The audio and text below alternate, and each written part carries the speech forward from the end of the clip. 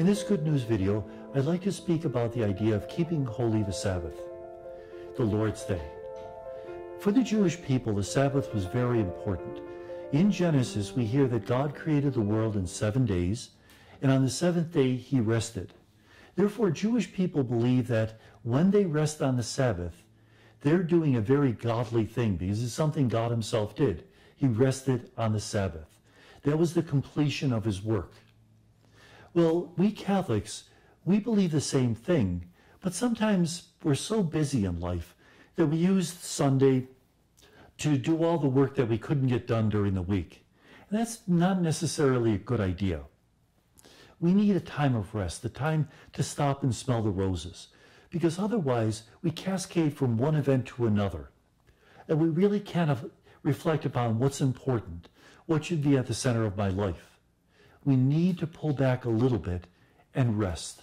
Now, admittedly, nowadays, it is necessary to do certain things, and certain activities that involved a lot of work in the past really don't involve all that much, as long as we don't abuse the idea that we need some time. But the Sabbath is also to dedicate to the Lord, a day to worship God. God has given us so much. We have to take time to give back a little bit in return. And so the idea of going to Mass on the Sabbath, it's a church commandment, but we shouldn't just be going to Mass because it's a commandment. We should be going because we want to give something back to God. And sometimes I hear people say, well, I don't get anything out of going to Mass. One possible response to that is, who said you're supposed to get something? Maybe going to Mass on Sunday is about giving something, about being present for others. But also, if we're not getting anything out of Mass, maybe it's time to stop and study a little bit about what the Mass is about. Maybe we're not getting anything because we don't understand it. Now, admittedly, sometimes it's because the homily was disastrous. It was long, it was boring. I love the story of the woman who meets her pastor at the front door of the church and says, Monsignor, after your homily today, I understand what eternity is about. Not because he spoke on eternity, it just seemed like the homily lasted for eternity. So, yes, sometimes it's boring, but if it's boring, use that time to pray. Use it to say to yourself, now those readings that we just read, what could I learn from them? Make a homily for yourself if the person preaching isn't very good at that task.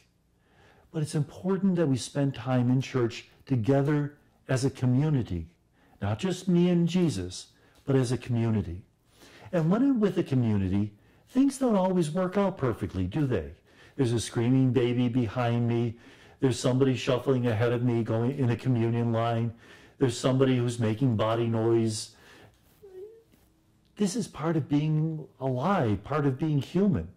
One lady once said to me, Father, I go to Mass 6 days a week. I just don't go on Sunday because I can't stand all that distraction. She missed the point, because sometimes we meet God in the distraction. When I was in Jerusalem once, there was a Way of the Cross, and I was participating. And everybody was talking and selling and all around us. And I was a little bit disappointed, thinking, shouldn't they treat this as holy? And then I realized, when Jesus died on the cross, they did the exact same thing. Nobody stopped and prayed. They continued with their life. There was a lot of noise.